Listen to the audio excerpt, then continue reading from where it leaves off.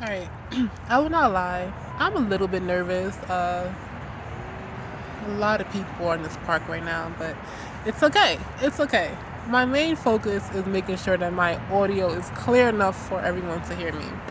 Alright, so another topic that I will be talking about in these videos will be of energy because everything is energy. Very important. Like everything is energy, just like that. And on this path, you will on this path, we will learn the importance of learning about energy and how crucial it is to protecting your own. In fact, in fact, one of the most important lessons we will learn, is how to protect the energy. And there are a lot of ways to go about doing that, but that's a whole nother video, a whole nother time. So let me talk about my chart real quick. Number one, this chart is meant for visual representation. I will also be using this chart in many other videos. This chart is not meant for scaling. So these are emotions based off frequency of the human. Clearly my chart ranges from 5 to -5, but I think the actual chart for humans ranges from 700 hertz to 20 hertz. Yeah, I believe so.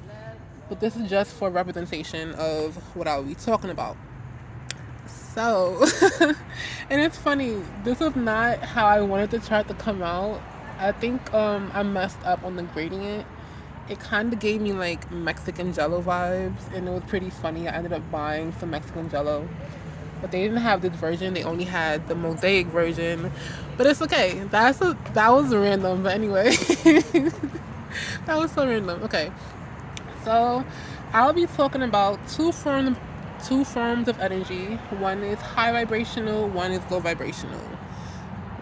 They're pretty self-explanatory. One keeps you above the equator, one keeps you below the equator. One is positive, one is negative.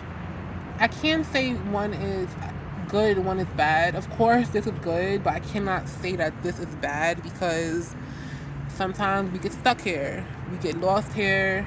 We have a bad day. We have negative thoughts. Sometimes this is the surrounding that we live in. Depending on our situation, this is our current predicament. So it's not bad. But as a spiritual being, as a light worker, it's kind of our responsibility to maintain ourselves at a higher frequency, a higher vibration.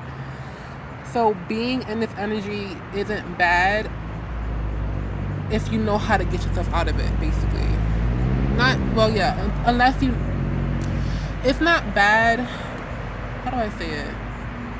But as long as you know to get yourself out of it.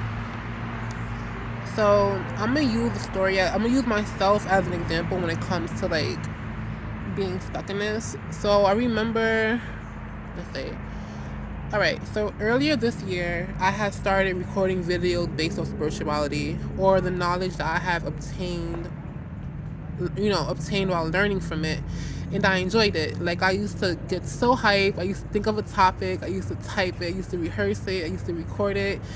I got so excited. It gave me so much joy. And then after a while, I started like doubting myself. Like,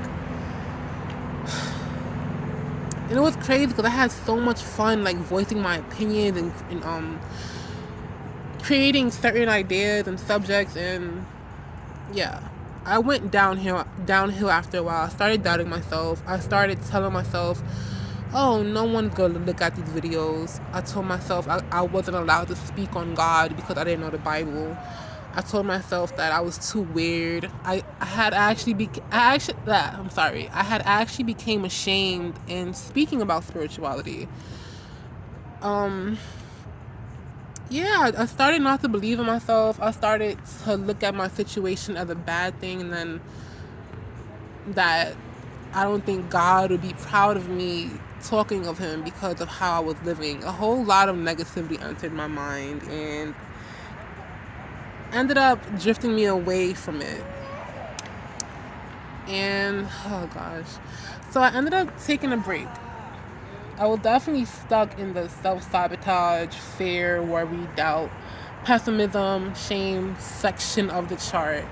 So I took a break from it. I stopped recording it. I stopped typing it. I stopped watching as many videos from it, and it kind of killed me. Especially when I would go online and look on a TikTok or YouTube and you see other people just like gladly or normally talking about this. I'm like, man, I want to do that, but I can't because I'm not as popular or like a lot of comparisons. It wasn't, yeah. So I used to compare myself a lot to other people online. Like, oh, I can't do this because they're doing it, or they have that, or they look more established than I do, so they have the right to speak on it and I don't. And yeah, it ate at me, and I kept thinking about it. I prayed about it. It never really left my mind. And then I thought about it real hard one day, and I came to the conclusion, like, man, this is what I love. Like, I thoroughly, like, enjoy spirituality. And, like, that was my answer. So, basically, over time, I became grateful for that setback. I think I had stopped typing or recording videos for, like, maybe 5 to 6 months. Maybe seven the most. I'm not quite sure, but it was a while. And like I said, over time I became grateful for the setback. I gradually became confident and reassured on this path, and I knew without a doubt that this was right for me.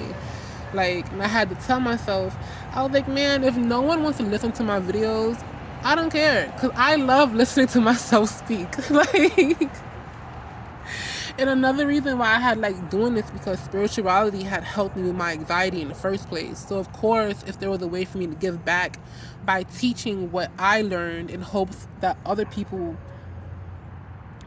can get better from it too, I'm gonna do it. I'm like, man, this helped me out a lot. I swear, I used to swim in this. Which is normal. Like, being fearful was like, it was like an everyday thing. Like, not having dreams, not having faith, being hopeless, being okay with settling with an unwanted reality. Like, I was okay with that at one point, but tapping into spirituality made me have hope. It made me have freedom. I learned what faith is. I know what enlightenment is. I have courage. I'm optimistic about everything that I do. I find peace in the littlest things now. So I'm grateful that I'm even able to speak on this subject, because it helped me change a lot. So, and yeah, like I was saying earlier, like, I know I'm a spiritual being and I have to maintain this, but like I said, falling down here, it's okay. In fact, falling down here is where all the lessons, this is where all the knowledge is at. This is where you learn everything. All this negative energy, this is where all the knowledge is at. That's so I don't know if there was a message in this, but I do know that if you love what you do, like, if you genuinely love what you do, none of this matters. None of this will ever top something that you love. How does that quote go? I think love conquers all, and that's a fact. There is nothing that can ever take me away from spirituality or art or whatever that I find love in. Nothing. None of this. All this shit gets thrown out the fucking window. Excuse my language, but yeah. So that was my video. A little video. I do hope the audio pick up. I wanted to say more, but it's a new environment, so I have to. Yeah. That was my video. That was my video.